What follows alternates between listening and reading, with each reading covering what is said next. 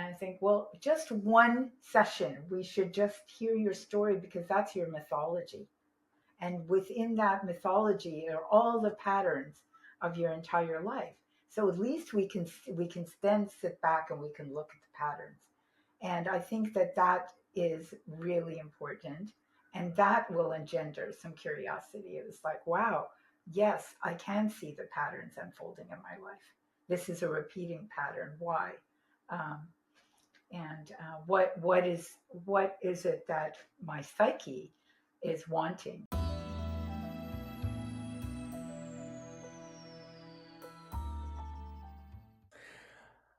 Welcome to part 3 of this discussion with therapist Eva Rider. Now it's time to get deeper and darker, as the Canadian mystic poet and singer Leonard Cohen would say.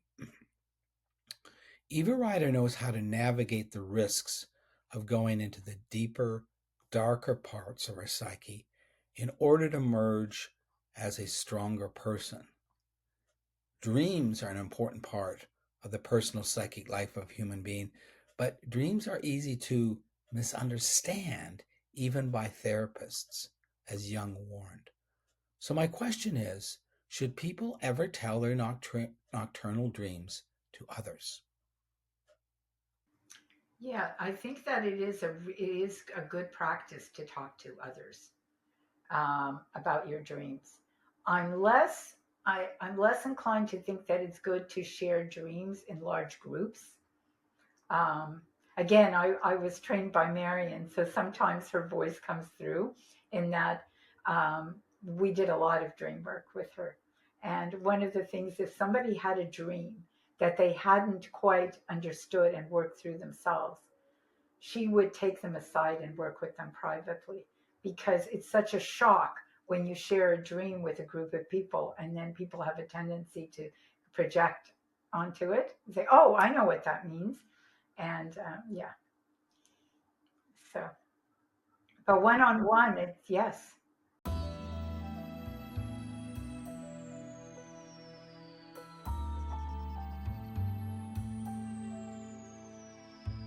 Jung explained archetypes as patterns of perception, experience, and behavior that emerge from the unconscious.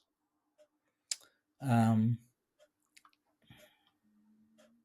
like some aspects of our dreams, the archetypes come from the collective unconscious, which we don't create or control, although we can reflect on the archetypes as they affect us personally and perhaps change our path, which is why you're a therapist.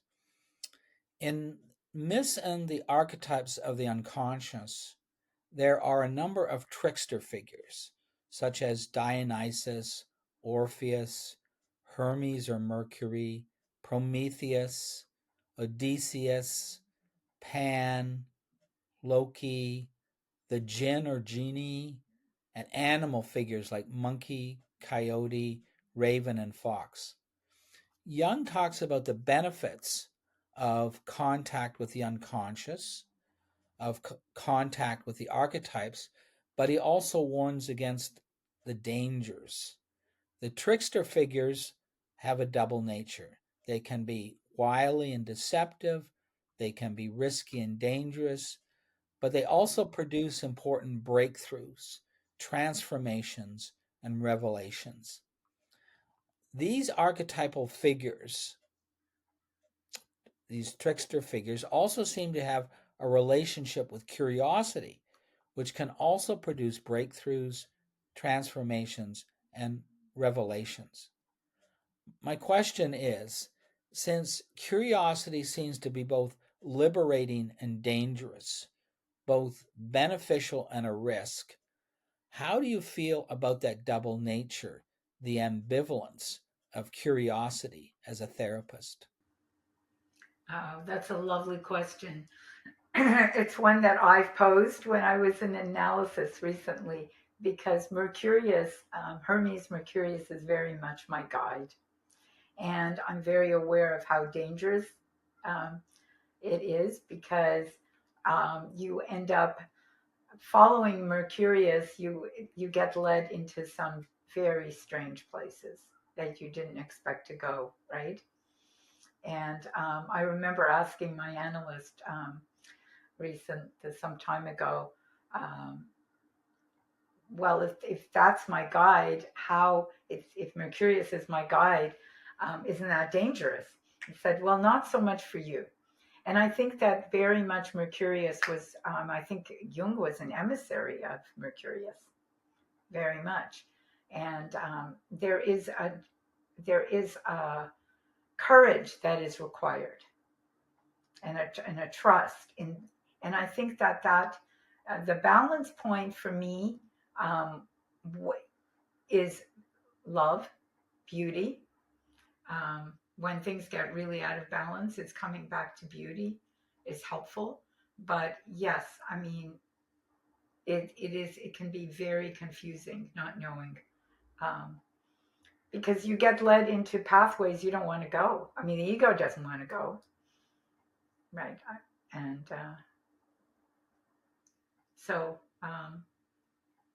it's a constant. It's important to keep dialoguing with those figures.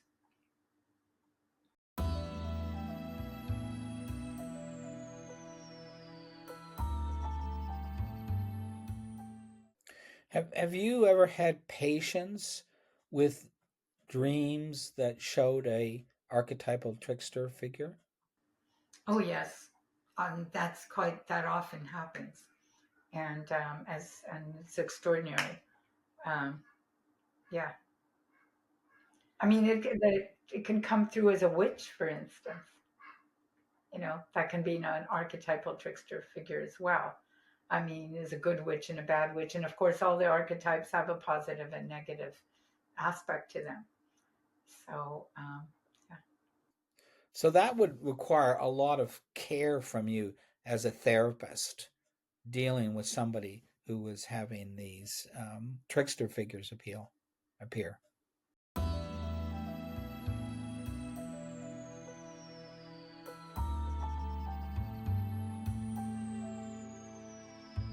Yes, it's a process, because I think that there's a certain amount of trust that develops before people share that.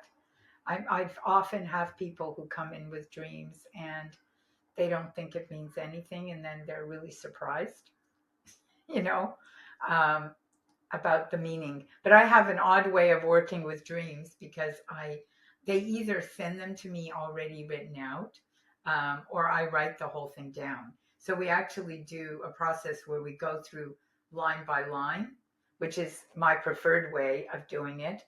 And then we do use amplification. We use active imagination, and I do some interpretation when it's really archetypal and it's right there. But mostly, I have to remember to hold that attitude of curiosity, because if the person isn't quite ready, like I might see, oh, there's that archetypal figure, but they're the ones who need to come to that realization so they don't get overwhelmed, right? So while you're listening and absorbing what somebody is saying to you, you're also thinking about, should there be limits on your curiosity, or should you cross some boundaries of curiosity? Well, I would have to, I guess, sometimes hold myself back from interpreting something, even when we can clearly see. I have to wait for the person to, for it to come through to them, and for them to get that aha experience. Yeah, but it's challenging to work with our own dreams, I think. Yeah, yeah, it is really much better to have a person or an analyst, or even a partner or a friend, someone that you can share dreams with.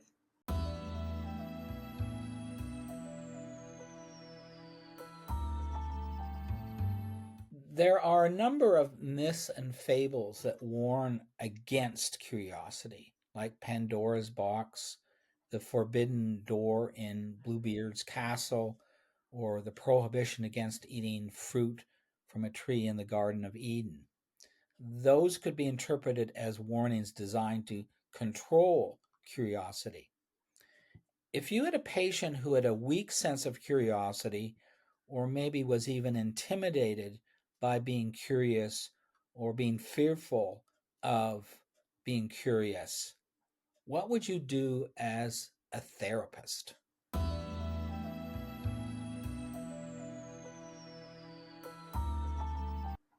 Yeah, another great question. I mean, sometimes, as I said, I wouldn't push it. If somebody is really not ready, if their ego state is not yet prepared to be able to ask those questions, I would probably not push it. And less, I mean, because I do more and more depth psychology, I'm finding that I'm more inclined to work with people who are curious, who are in search of, okay, what does this mean? I mean, a lot of people don't believe they dream. I've had many people come to me and say, I don't dream. And so I'll have to say, well, you do dream, you don't remember it. So here are some ways that you might be able to work with remembering your dreams. So, why do you want to work with people who are curious? And what would you do to help somebody be more curious? I would. One of the things I always do as a therapist is I take I listen to people's stories, and and sometimes people will come to me and say, I don't want to tell my story. I've told it so many times. I don't want to tell it again. And I think, well, just one session, we should just hear your story because that's your mythology. And within that mythology are all the patterns of your entire life. So at least we can then sit back and we can look at the patterns. And I think that that is really important, and that will engender some curiosity. It's like, wow, yes, I can see the patterns unfolding in my life. This is a repeating pattern. Why? Um, and what is it that my psyche is wanting? Because there's the soul self and there's the ego self, and the ego might not be at all curious. But if you're in search of something, what your soul's trajectory is, then you would be curious. But I do tend to, the people who stay with me or who are ready to do the deeper work, um, would definitely be working from that place of curiosity and search for meaning. Um, and especially now in our time, the younger people are really in search of meaning. The people who are coming to me are so much further along than I think my generation was in asking these questions. It's almost as though, and I think this is true, that everything we've learned in our generation somehow has been passed down, and so there's an evolutionary process that is going on,